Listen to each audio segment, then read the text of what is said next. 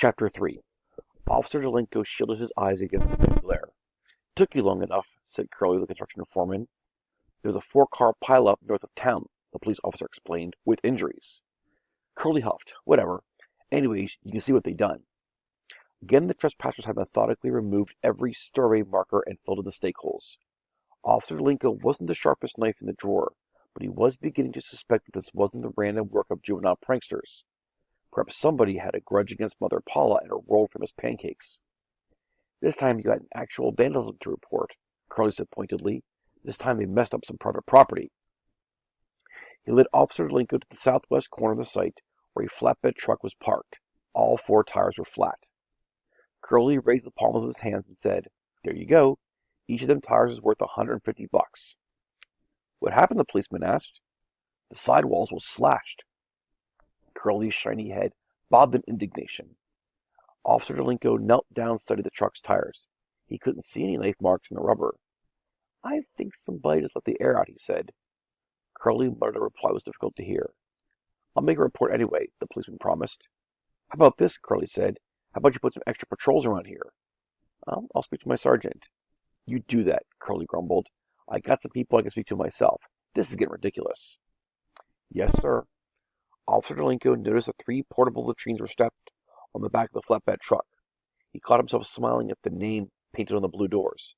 "Travelin' Johnny." "For the construction crew," Curly explained.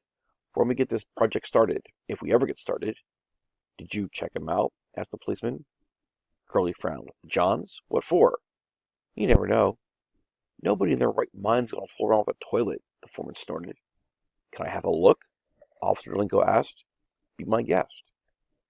The policeman climbed up the bed of the truck. From the outside, the portable latrines appeared untouched. The cargo straps were cinched tight, and the doors to all 3 units were closed.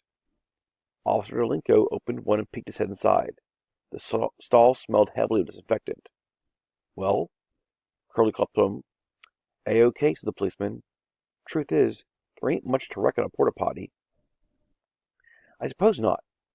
Officer Delenko was about to shut the door when he heard a muffled noise. Was it a splash? The policeman stared uneasily at the blackness beneath the plastic seat. 10 seconds passed, then he heard it again. Definitely a splash. "What are you doing up there?" Curly demanded. "Listening," replied Officer Delenko. "Listening to what?" Officer Delenko undipped the flashlight from his belt. Edging forward, he aimed the light down the toilet hole. Curly heard a cry and watched in surprise as the policeman burst from the doorway of the latrine, leaping up the flatbed like an Olympic hurdler. "What now?" the foreman wondered unhappily. Officer Delenko picked himself off the ground and smoothed the front of his uniform. He retrieved his flashlight and tested it to make sure that the bulb wasn't broken. Curly handed him his hat, which had come to rest near an owl burrow. "So, let's hear it," the foreman said. The policeman nodded grimly. "Alligators," he declared. "You're kidding me." "I wish I was," Officer Delenko. "We put alligators in your potties, sir. Real, live alligators." "More than one?" "Yes, sir." Curly was flabbergasted. "Are they big gators?" Officer Delenko shrugged, nodding toward the Travelin' Johnnies. "I imagine all of them look big," he said, "when they're swimming under your butt." Miss Hennepin had notified Roy's mother, so he had to repeat the story when he got home from school and once more when his father returned from work. "Why was this young man choking you? You didn't do something to provoke him, did you?" asked Mr. Eberhart. "Roy says he picks on everybody," Mrs. Eberhart said, "but even so, fighting is never the right thing." "It wasn't a fight," Roy insisted. "I only punched him to make him let him go. Then I got off the bus and ran." "And that's when you were struck with a golf ball?" his father asked, wincing at the thought. "He ran a long, long way," his mother said. Roy sighed. "I was scared." He didn't like lying to his parents, but he was too worn out to explain the real reason he had run so far. Mr. Eberhart examined the bruise over his son's ear. "You took a nasty shot here. Maybe Dr. Schulman ought to have a look." "No, Dad, I'm okay. The paramedics had checked him out on the golf course, and the school nurse at Trace Middle had spent 45 minutes observing him for signs of a possible concussion." "He seems to be fine," agreed Roy's mother. "The other young man, however, has a broken nose." "Oh?" Mr. Eberhardt's eyebrows arched. To Roy's surprise, his father didn't seem angry. And while he wasn't exactly beaming at Roy, there was an unmistakable affection, and possibly even pride in his gaze. Roy thought it was a good opportunity to renew his plea for leniency. Dad, he was strangling me. What else could I do? What would you have done?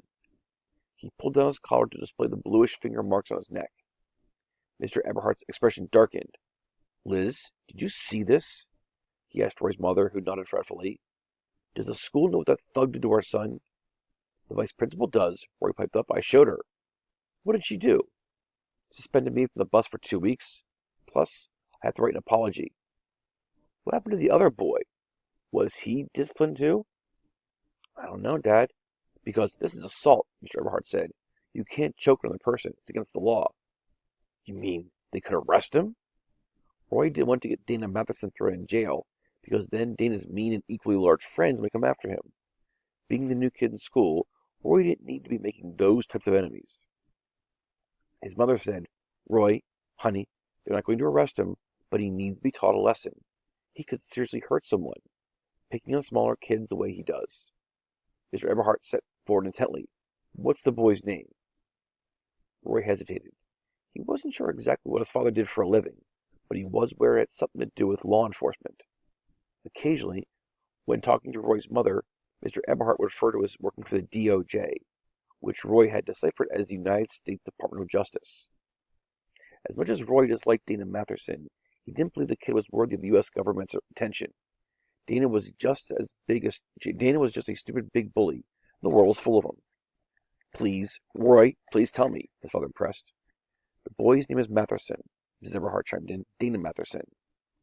At first, Roy was relieved that his father didn't write the name down, hoping it meant that he wasn't going to pursue the incident.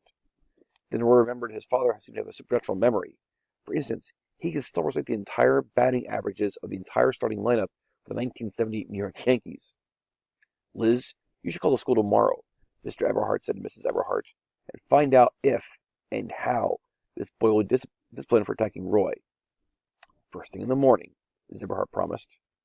Roy groaned inwardly. It was his own fault his parents were reacting so strongly. He never should have shown them the marks on his neck. Mom, Dad, I'll be fine. Honest, I will. Can't we just let the whole thing drop? Absolutely not, his father said firmly. Your dad's right, said Roy's mother. This is a serious matter. Now, come to the kitchen and let's put some ice on your bump. Afterwards, you can work on that apology letter.